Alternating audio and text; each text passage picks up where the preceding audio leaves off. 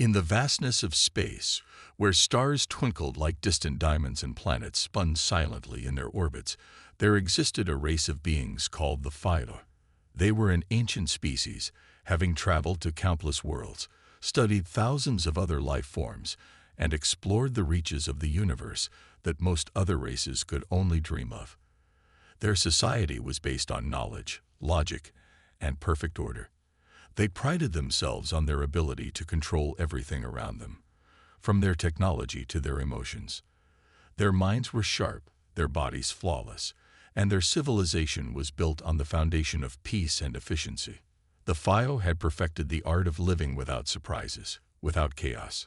For centuries, the Philo had watched other species rise and fall, studying them from afar. They had encountered species that were more advanced in technology, and others that were more advanced in strength. But there was one thing that the Philo had never seen before, something that intrigued them beyond measure. Humans. Humans were different. They were unpredictable, emotional, and wildly curious. And that was precisely why the Philo had decided to send a team to Earth. For the first time in their long existence, the Philo were faced with a species that seemed to defy all logic. No other species had ever acted in such an odd, yet fascinating manner. The Philo had read about Earth, about its people, and about their strange ways. They had studied humans from a distance through their advanced technology, but nothing could truly prepare them for what they would find. The decision was made, and a small team of Philo scouts was dispatched to Earth. Their mission was clear: observe, study, and learn what made humans so special. The Philo knew that they could not simply land on Earth in their true forms, not yet anyway. They had to be careful. Earth was a world filled with surprises, and the Philo needed time to understand its inhabitants. So, they cloaked their ship and entered the planet's atmosphere, silently and without a trace. The Philo landed in a bustling city on Earth, their cloaking technology so advanced that they appeared invisible to the human eye. They could see everything, hear everything, and analyze everything without being noticed. From their hidden vantage points, they watched the humans go about their daily lives. What struck the Philo first was the sheer unpredictability of human behavior. One human would smile at a stranger, while another would get angry over something small. Some humans were kind, others were rude, and some were lost in thought, as if they were constantly searching for something. The Philo had never seen anything like it. Their own species had long ago eliminated emotions like anger or sadness from their lives, believing them to be unnecessary distractions. To the Philo, emotions were an annoyance, something to be controlled or discarded. But humans seemed to embrace their emotions, sometimes letting them control their actions, other times using them to connect with one another in ways that seemed deeply meaningful. As the days passed, the Philo studied the humans with increasing fascination. They saw humans arguing in the streets, laughing with friends, comforting one another, and at times even risking their lives for one another.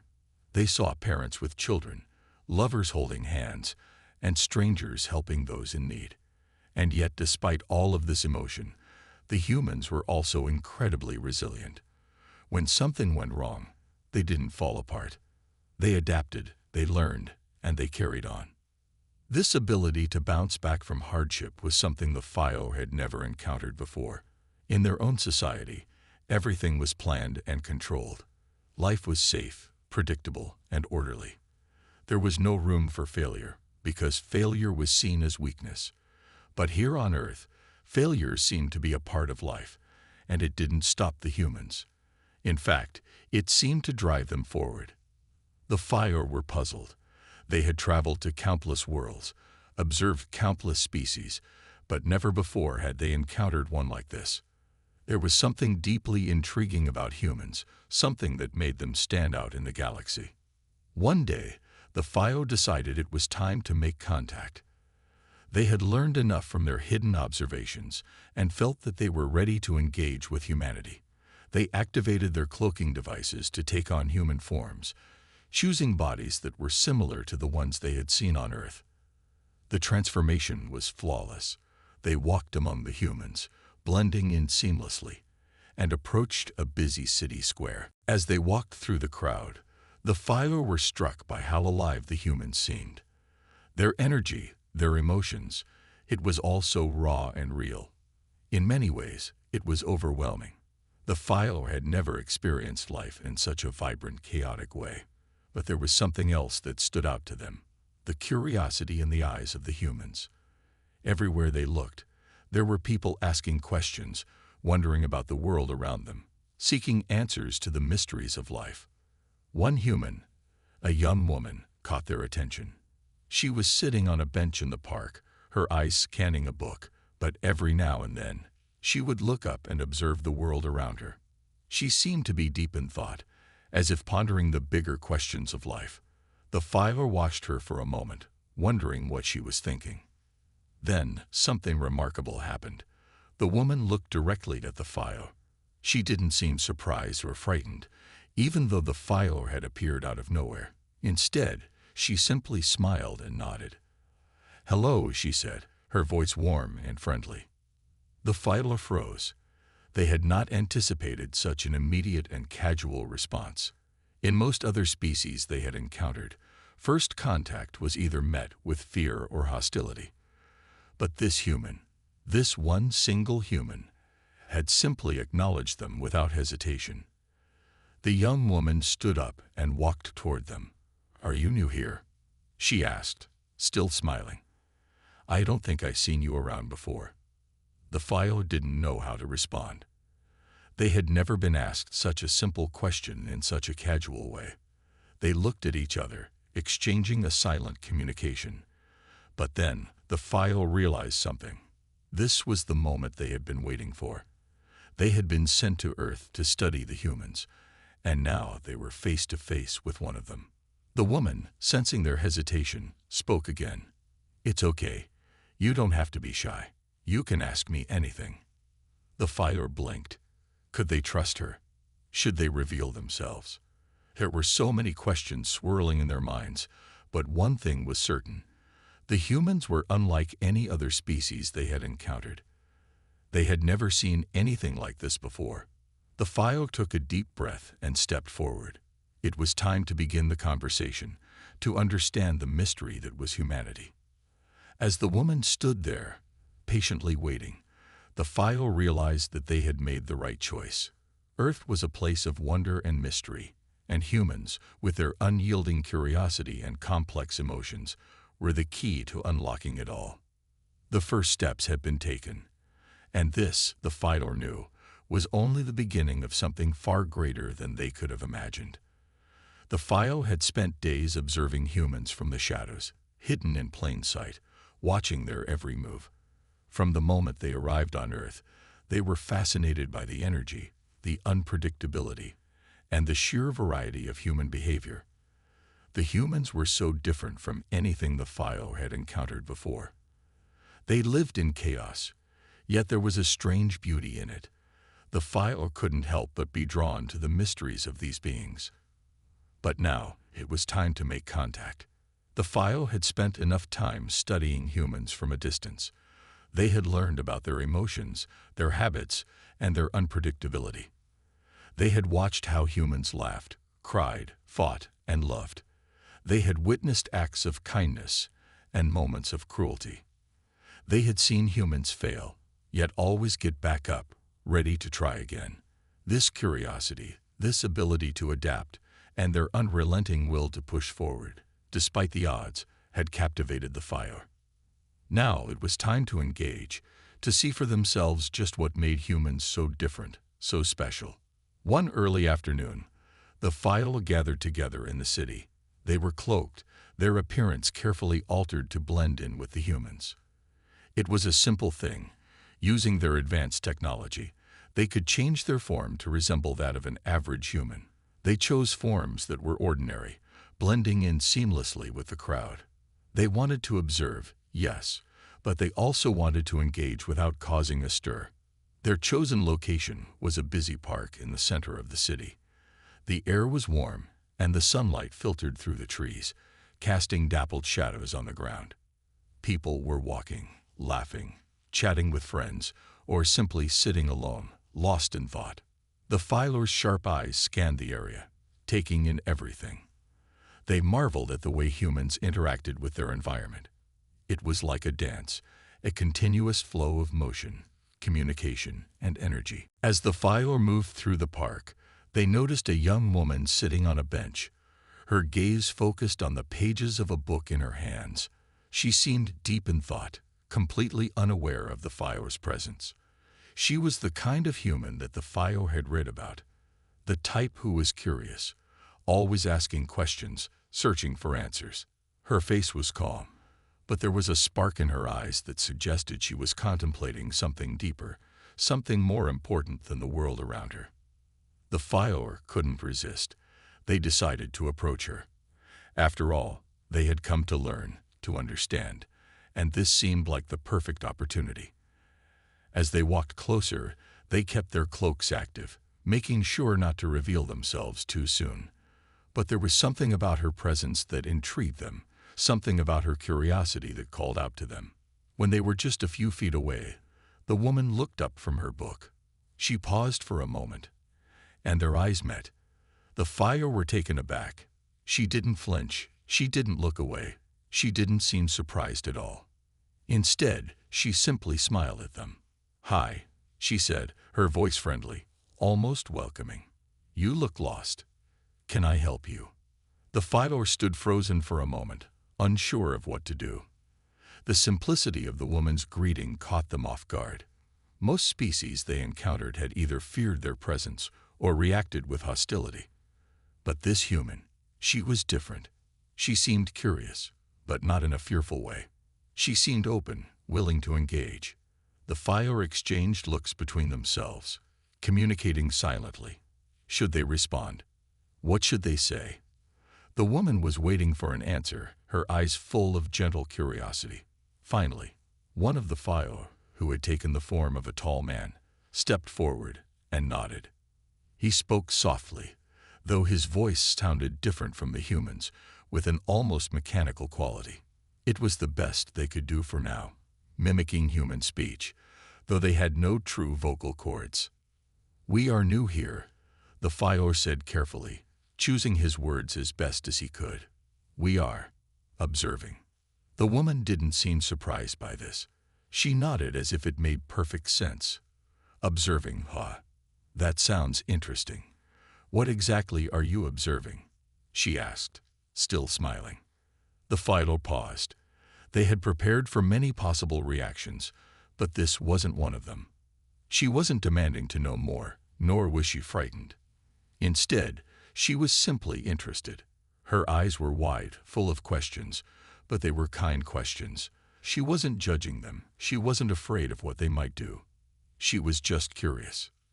"We are studying humans," another Phylor said, their voice slightly different, but still understandable.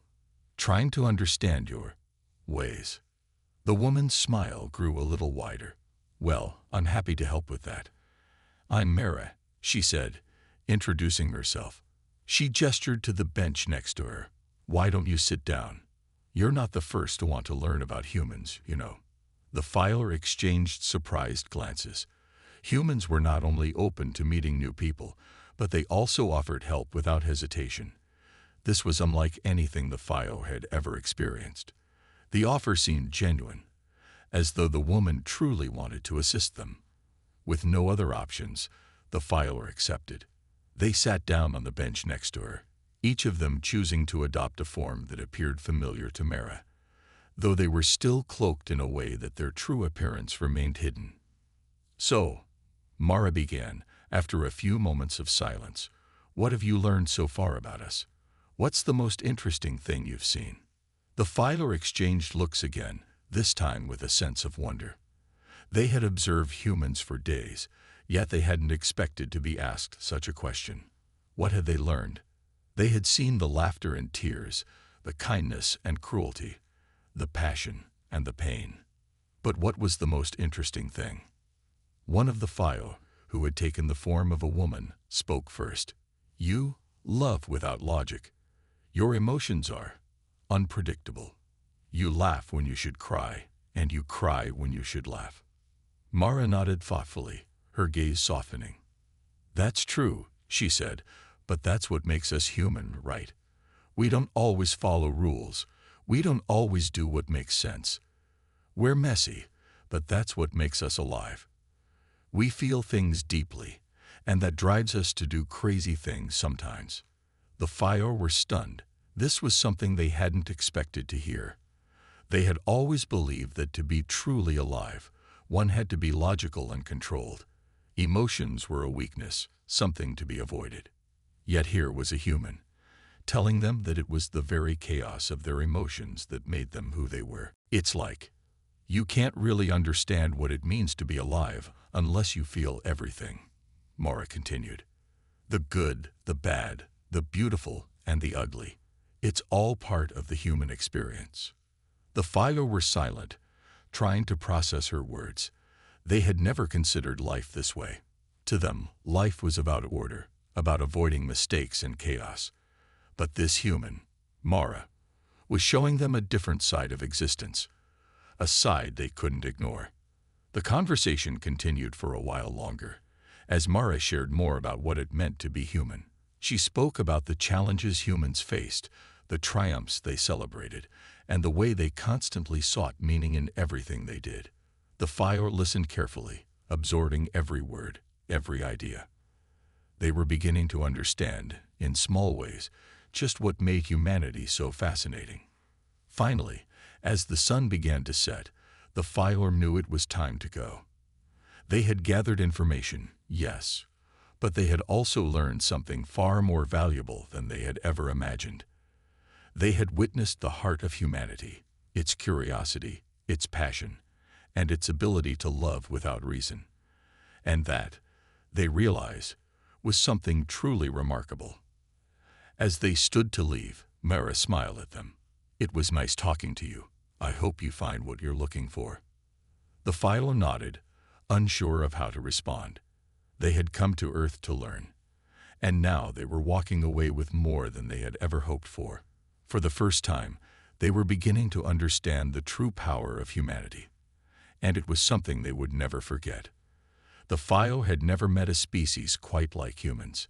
Even after their first encounter with Mara, they felt a deep curiosity about Earth and its people. Everything about the way humans lived, thought, and interacted fascinated them. They had spent countless years observing countless worlds, but none had offered such mystery, such depth as humans did. After their conversation with Mara, the Fire were left with more questions than answers. They had learned a lot about human emotions and how humans embraced their chaos. But there was something else they couldn't quite understand. Why did humans seem to search for meaning in everything they did? Why did they constantly ask questions, even when they didn't know the answers? Why did they always push forward, even when faced with hardship? The Fire didn't have the answers, but they were determined to find them. And so, they returned to the city where they had first met Mara. They knew that if they were to truly understand humans, they needed to engage with more of them. It wasn't enough to observe from a distance. The Fire needed to ask, to listen, to dive deep into the minds of the humans they encountered. This time, the Fire appeared in different forms. They took on the shape of different people, men, women, young and old, so that they could interact with a wider range of humans. They blended in seamlessly, walking through the streets and parks, observing the behaviors and conversations around them. One afternoon, they found themselves sitting in a small cafe, watching people pass by, some hurrying, some strolling leisurely. A group of people were sitting at a table, talking about a recent film they had watched, while an elderly man sat alone by the window, gazing out at the world. The Fire were drawn to him. There was something about the way he looked at the world. His eyes were filled with a quiet wisdom, as if he had seen everything, and yet still had so many questions. They decided to approach him. When they sat down across from the old man, he didn't seem surprised. He simply looked at them with a calm smile, as though he had been waiting for them all along. "Would you like to ask me something?"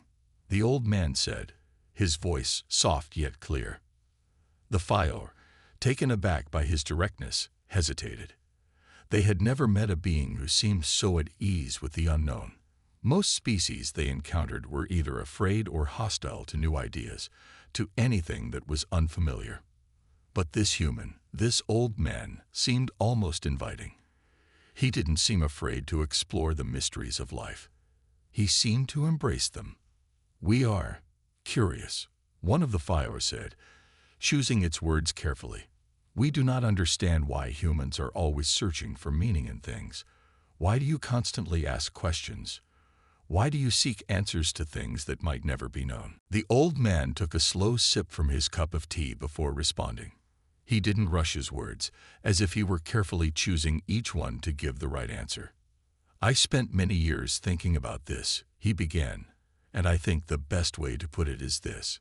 Humans search for meaning because we are constantly aware that we don't have all the answers, and that makes us want to know more. It's the uncertainty, the mystery, that drives us. If we knew everything, if we had all the answers, life would be boring. Without questions, without curiosity, we wouldn't have a reason to grow, to change, or to explore." The Fire listened carefully. They had never thought about life this way. In their own civilization, certainty was everything. They had built their society on logic and control, with everything planned out, from the smallest detail to the biggest decision. They had no questions because they already knew the answers. But this old man's words made them realize that the unknown could be as powerful as the known. The desire to search for meaning, even if the answers were never fully clear, was what made humans so unique. The old man continued, "It's not the answers that matter most. It's the journey of asking the questions. It's the process of learning, of growing, of becoming. That's what makes life meaningful. Each question we ask leads to new discoveries, and with each discovery, we become better versions of ourselves." The Fire exchanged silent glances. They had come to Earth to observe, to understand. But now they were beginning to realize that humans didn't just search for answers because they needed them. They searched because the search itself was what gave their lives purpose. It was the pursuit of knowledge, not the knowledge itself, that mattered. One of the Fire, who had taken the form of a woman, asked the old man, "But what if the answers you seek are not there? What if you spend your entire life searching for something that can never be found?" The old man smiled gently. "Then you enjoy the search. You find joy in the journey, in the questions themselves. Because in the end, what matters is not the destination, but how you traveled. Did you learn along the way? Did you grow? Did you experience life fully?" The Fire were silent. They had never considered life this way. For them, the answers were the most important thing. Knowledge, truth, and certainty had always been their guiding principles. But this old man, this wise human, was teaching them that the pursuit of knowledge was not just about the answers. It was about the experiences, the challenges, and the growth that came from asking the right questions. One of the Fire spoke up, his voice soft. "But if you never find the answers, does that mean your life was in vain? Does it mean your search was meaningless?" The old man chuckled softly, a twinkle in his eye. "I think that's the point," he said. "The search itself is the meaning. The fact that you're searching, that you're asking questions, means that you care. It means that you are alive. And that, my friends, is what gives life meaning. Not the answers, but the fact that you are willing to ask the questions in the first place." The Fire were stunned.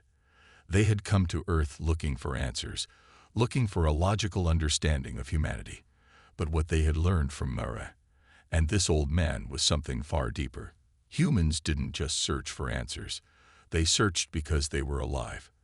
And that was something the Fire could never have understood until now. As they sat with the old man, the Fire realized that they had been approaching their mission all wrong. They had been focused on finding the right answers, on understanding everything in a logical way. But humans weren't like that. They didn't need to know everything. They didn't need all the answers. They just needed to ask the questions. The conversation continued for hours, each word from the old man sinking deeper into the minds of the Fire.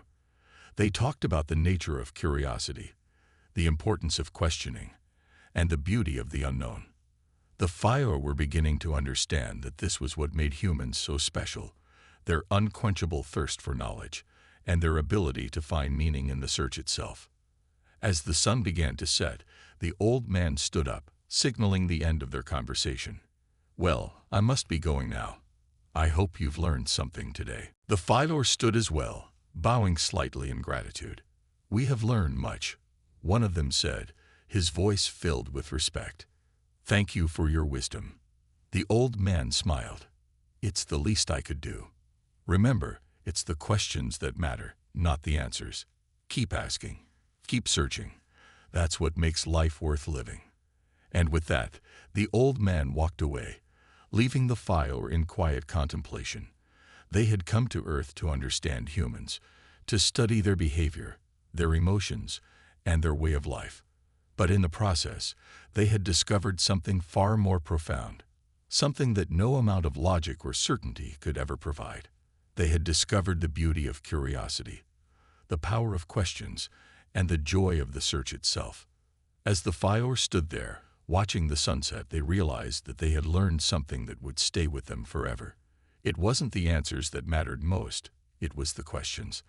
The Fire had learned much in their time on Earth. They had discovered that humans were not like other beings they had encountered in the vastness of the universe. What intrigued the Fire the most was not just the humans' curiosity, but the way they embraced their imperfections. It was a concept the Fire struggled to understand. For their entire civilization, perfection had always been the goal. They believed that anything less than perfect was flawed, something to be avoided at all costs. But humans seemed to celebrate their flaws. They even found beauty in them. As the Fire walked through the city, they saw humans in all kinds of situations. Some were laughing, others were crying, and some were just walking around, lost in their thoughts. They observed people of different ages, from children playing in the streets to elderly individuals sitting in the parks, quietly reflecting on their lives. There was a rawness to humanity that the Fire had never encountered before. It was messy, complicated, and sometimes painful, but it was also beautiful. The Fire were still trying to understand how such imperfection could be so meaningful. They had never seen a species so willing to embrace their flaws, their mistakes, and their challenges. In their world, imperfection was seen as a weakness. A mistake was something to be corrected immediately, and every effort was made to perfect everything: ideas, creations, and even emotions. But here, on Earth, imperfection seemed to be an integral part of life. The Fire couldn't help but wonder, how could imperfection bring about such beauty? They decided to observe humans even more closely. One evening, they found themselves in a crowded marketplace, watching as people bargained with vendors, shared food, and laughed together. There was an energy in the air, a vibrancy that the Fire hadn't noticed before. It wasn't perfect. The vendors were arguing over prices, children were running around carelessly, and there was a general sense of chaos. Yet, amid this disorder, the Fire saw something remarkable. People were enjoying themselves. They were connected, sharing moments of joy, even though everything around them was far from perfect. The Fire moved through the crowd, marveling at the sense of community that seemed to exist in the chaos. As they observed, they noticed a woman who stood out from the rest. She was sitting alone at a small table, sketching in a notebook. Her clothes were simple, and her face showed signs of exhaustion, as if she had been working long hours. But there was something in her eyes, something that suggested a deep connection to the world around her. She wasn't perfect, but the Fire could see that she was alive with emotion, with a sense of purpose. Intrigued, the Fire decided to approach her. They took the form of a young man, walking slowly up to the table. The woman looked up from her notebook, surprised to see someone standing there. But instead of looking wary or suspicious, she simply smiled, as though welcoming the stranger into her world. "Hi," the Fire said softly. "I hope I'm not disturbing you." The woman shook her head. "Not at all. I was just lost in my thoughts," she replied. gesturing to the empty chair across from her. "Please, sit." The filer sat down carefully, their curiosity growing. "What are you drawing?" they asked, leaning forward to see the woman's notebook. The woman smiled, her eyes lighting up with pride. "It's nothing special," she said, but her voice was warm. "Just a sketch of the people I've seen today. I like to capture little moments, moments that others might miss. I think there's beauty in those small things, you know. It's not about making a perfect picture. It's about capturing the essence of a moment." The filer looked at the drawing. It wasn't perfect. The lines were rough, and the proportions were off in some places. But there was something captivating about it. It felt real, raw, and imperfect, yet full of life. The people in the drawing weren't models. They were ordinary humans, captured in ordinary moments. But those moments were full of emotion, of joy, sadness, and everything in between. The filer realized that what made the drawing beautiful wasn't its perfection. It was the emotion behind it. The artist had captured the essence of humanity, not through flawless technique, but through a connection to the world around her. The filer were silent for a moment, thinking about what the woman had said. "I don't understand," one of them finally spoke. "Why do you focus on imperfections? Why not try to make things perfect?" The woman laughed softly, a sound that was genuine and warm. "Because perfection isn't real," she said simply. "It's an idea, a goal that we can never really reach. If you only focus on being perfect, you miss everything that's special about life. Imperfection is what makes us human. It's what makes us unique. It's what makes us interesting." The filer stared at her, absorbing her words. They had never heard anything like this before. In their own world, perfection was everything. It was the standard, the goal that all beings were expected to reach. But this human woman, with her simple sketch and her wise words, had made them question everything they had believed. Perhaps perfection wasn't the most important thing after all. Perhaps it was the imperfections that made life meaningful. "You see," the woman continued, "I used to try so hard to make everything perfect. I thought I had to get everything right, or else I wasn't good enough. But over time, I realized that the mistakes, the flaws, the messy moments, they are what make life beautiful. If everything were perfect, it would be boring. There would be no room for growth, for learning. Imperfection is what gives us the chance to learn, to change, and to connect with others." The filer were quiet. They had never thought of imperfection in this way. It was a revelation for them. They had been so focused on achieving perfection that they had missed out on the beauty of the process, the growth, the mistakes, and the learning that came with it. As the evening grew darker, the woman packed up her things, preparing to leave. Before she stood up, she turned to the filer with a smile. "I hope you understand now," she said softly. "Life is messy, and that's okay. It's the imperfections that make it worth living." The filer nodded, their minds spinning with the new knowledge they had gained. They had come to Earth to understand humans, to study their emotions, and to uncover the mysteries of their behavior. But what they had learned was something far deeper than they had ever expected. They had learned that imperfection was not something to be feared or avoided. It was something to be celebrated. It was what made life real. It was what connected humans to each other. And it was what made the journey worth taking. As they watched the woman disappear into the crowd, the filer felt a sense of gratitude. They had begun their journey on Earth, searching for perfection, but they had found something far more beautiful, the wonder of imperfection. It was a lesson they would carry with them, one that would change the way they viewed the universe and themselves. The filer stood there for a long time, reflecting on the evening, on the words of the woman, and on everything they had learned. The city around them buzzed with energy, with people continuing to live their imperfect, messy lives. But the filer now saw it all with new eyes. They saw the beauty in the flaws, the growth in the mistakes, and the humanity in the chaos. They had come to Earth searching for answers, but they had found something even more profound: the wonder of imperfection. The filer had been on Earth for many weeks now, observing, learning, and even interacting with humans in ways they never thought possible. The more they saw, the more they realized that humanity was driven by something far beyond just logic or the pursuit of knowledge. It was a search for meaning, an endless quest to understand their place in the world. The FIO had always been about finding certainty and clarity, but humans were different. They didn't always need clear answers. Instead, they sought meaning in the most unexpected places. One of the things that puzzled the FIO the most was how humans seemed to live with a constant sense of purpose, yet that purpose was often changing.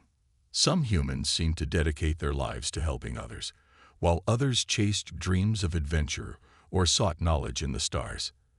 There were those who lived for family, while others lived for a cause or a belief.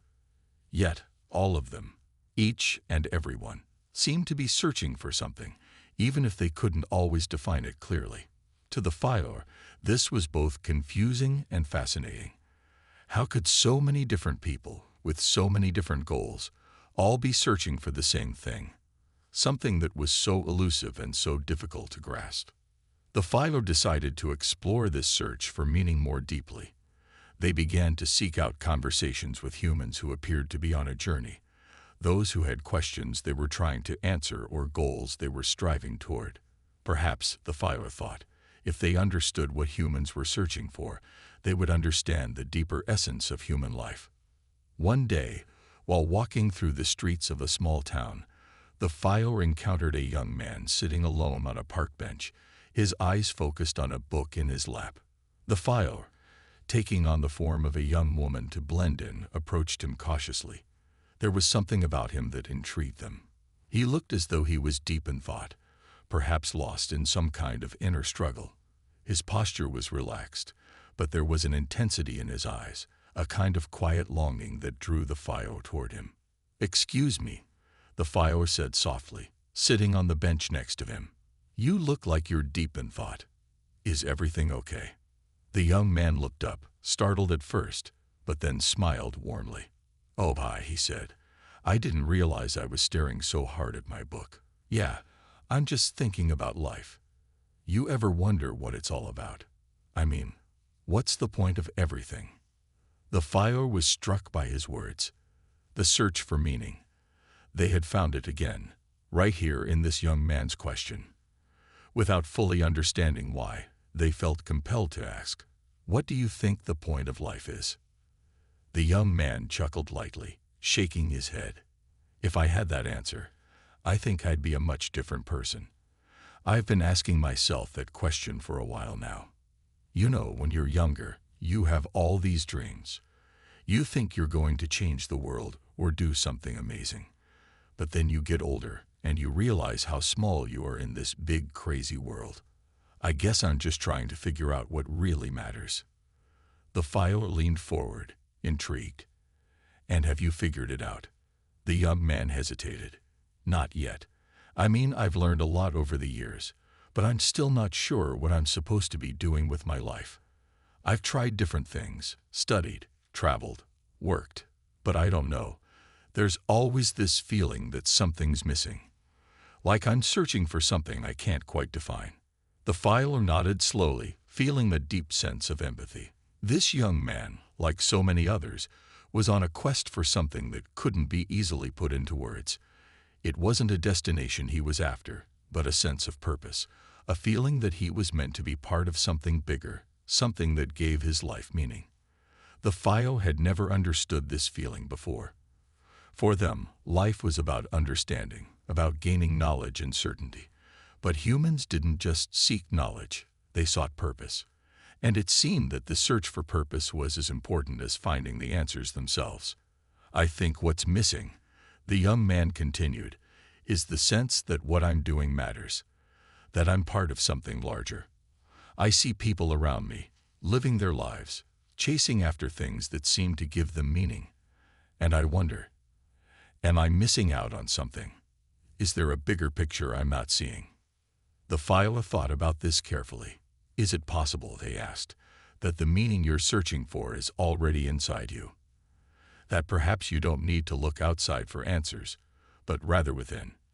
The young man raised an eyebrow. considering the question. "That's an interesting thought," he said slowly.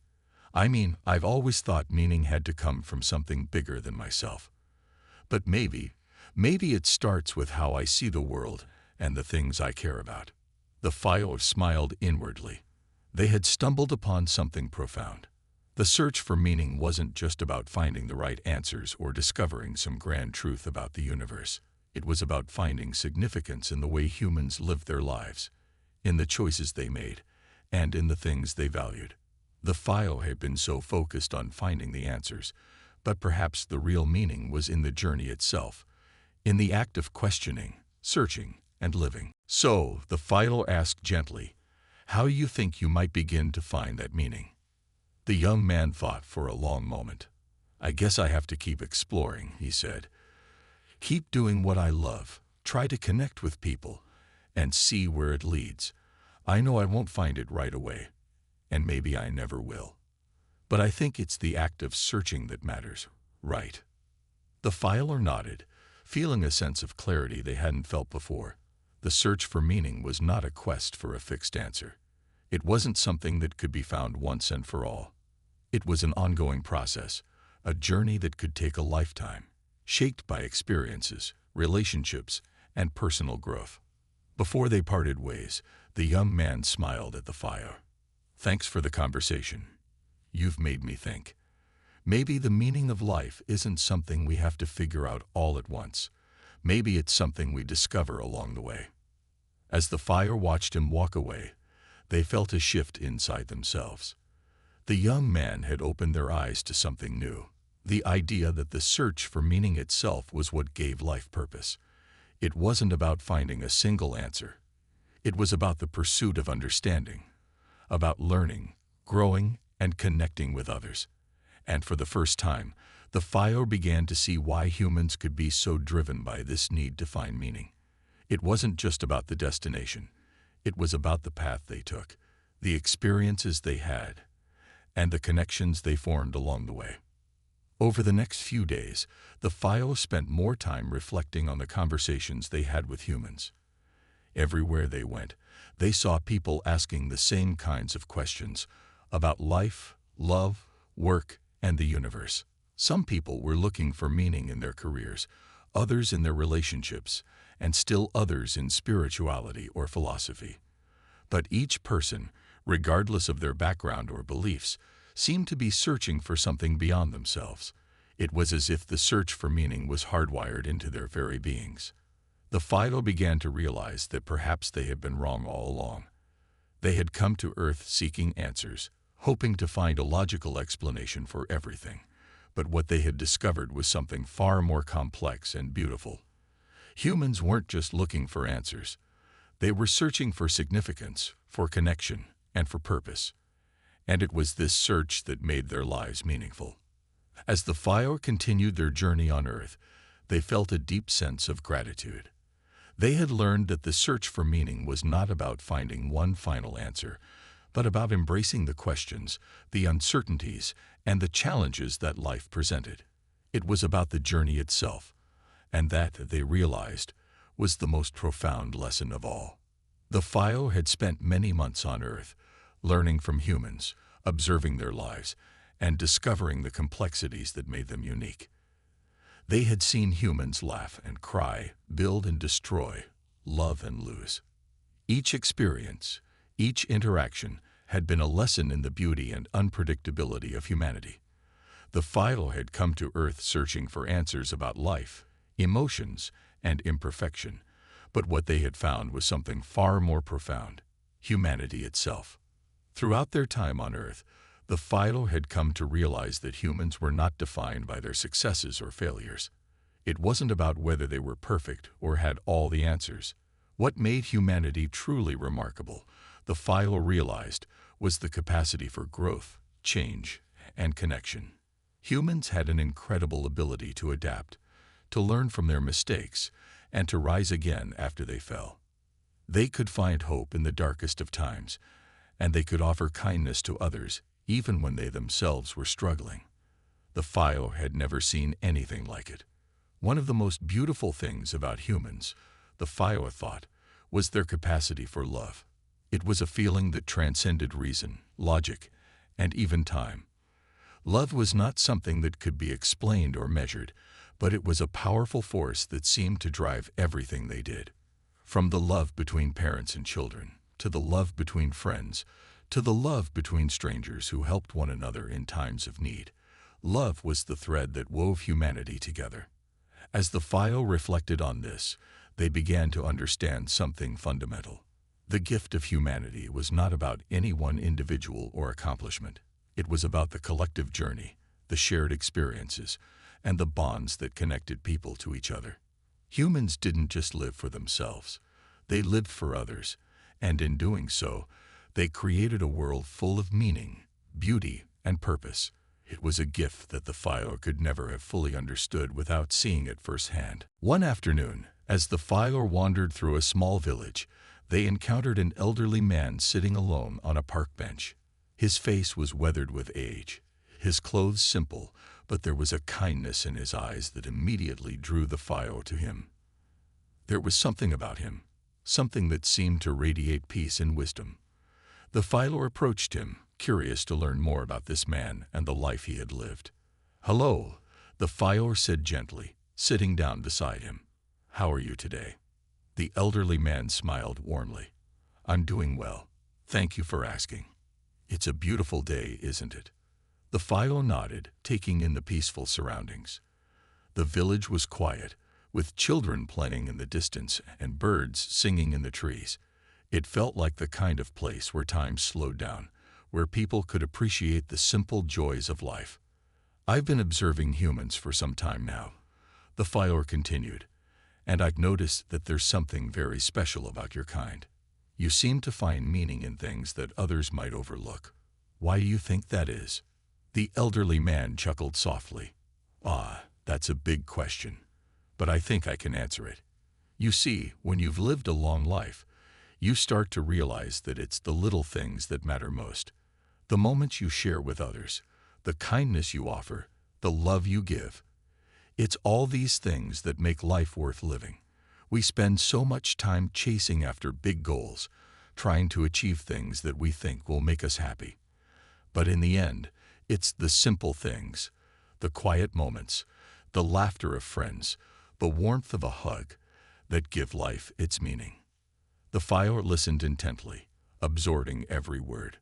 The elderly man's perspective was something they hadn't considered before. The file had always been focused on grand ideas, on discovering the secrets of the universe and achieving perfection. But what they were hearing now was something different, something far simpler, yet far more powerful.